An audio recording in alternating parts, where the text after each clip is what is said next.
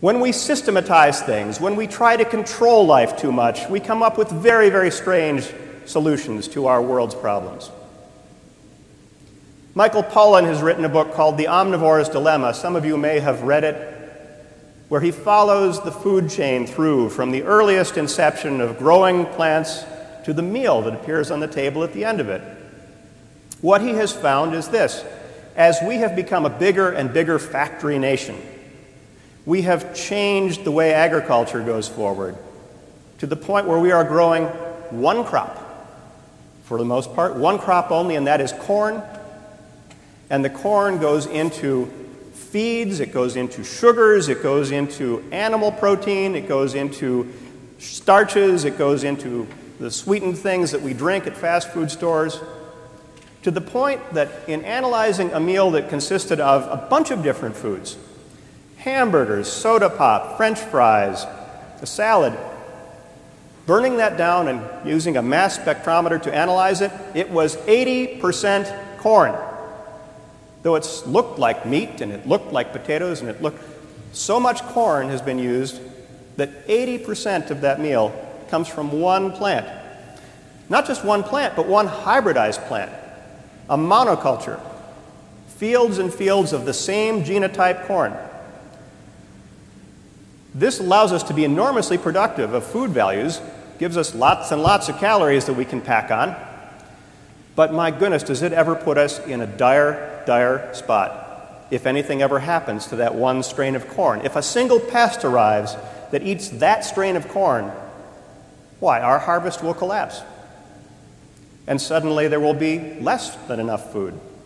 Or, if somebody finds a different use for that corn, say to make ethanol to put in cars to make up for the oil that we can no longer get from the Middle East, the poor who are hungry right now will be even more hungry then, because there will not be enough of this wonderful monoculture vegetable to feed them.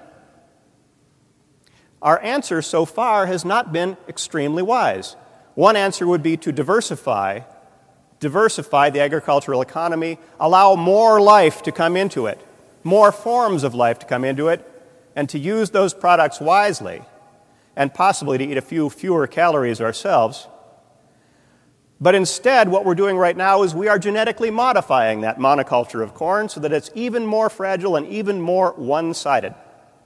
We are setting ourselves up for a cataclysmic failure if even one pest shows up that causes a problem with that corn. Could it happen? Oh, yes, it could.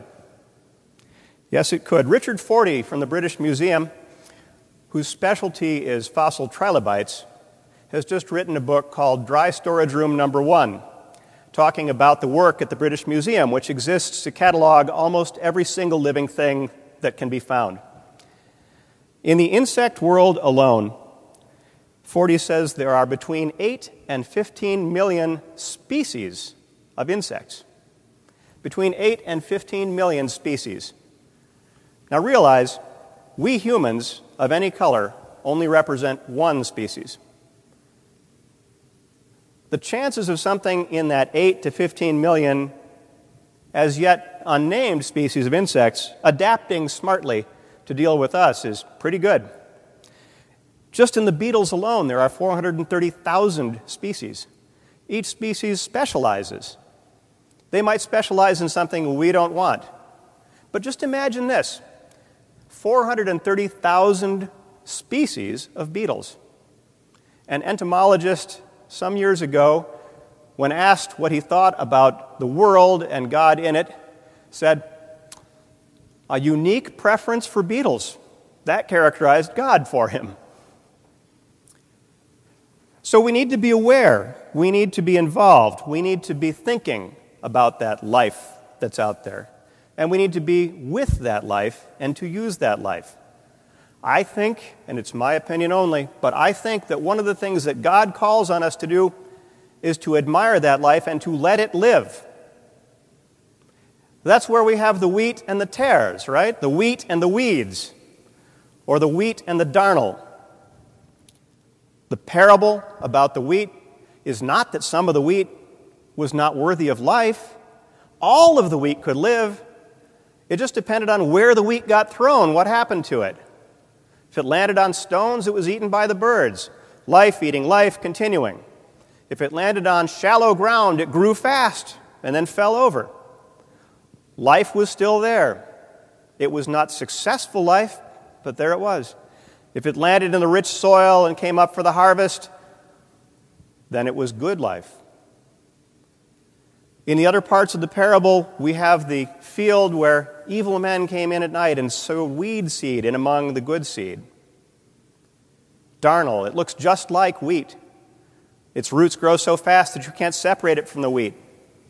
In that other parable, the lesson was, don't try to pull out the weeds, wait for the harvest, and then you'll see which is the true and which is the false.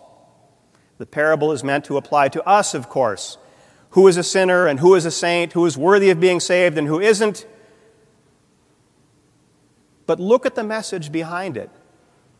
Jesus at no point says, march out there and kill the unworthy. Does not say it. Nope. Says instead, let it all grow. Let its life flourish as life is meant to flourish, and at the end of that life, then you'll know, it will be apparent. I think, my friends, that the feeling of the message is the decision is not in our hands about who is good and who is bad, who is to be saved and who is not, who is to live and who is to die, what is worthy and what is not worthy. The decision in our hands goes back to that Lucan parable. We have to show how trustworthy we are with what is given to us. We're given an enormous dollop of life. Our choice is to spend it on further living, or to try to pack it away into false idols that have no voice, cannot move, cannot speak, and cannot prosper for us. Now, I know we all need to live, and I know we need to not be under piles and piles of over-aggressive weeds. And I'm not saying for a moment not to mow your lawn. But I am saying, ease up. Ease up on ourselves. Let's not be concerned when life or some apparent form of life doesn't conform to what we think is normal or ultimately desirable. Let's be less worried about what is living, and let's be more worried about how we are living, what we are doing with the big cup of aggressive life that God has given us, an abundance of life, an enormous amount of life. All of us living here today have the opportunity and the ability to change. Our money can't change. Our fortunes can't change. Our idols can't change. But we can change. No matter how old or young, we are alive, and so we have time, and we can do that now. We can think about life in a different way.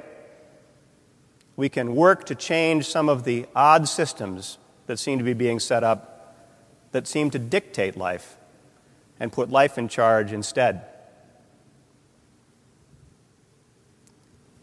I give thanks for life and for abundant life and for the many lessons that I've seen of how not to use life. And I intend to use mine to be better. And I hope that we'll all be on that same track. Amen.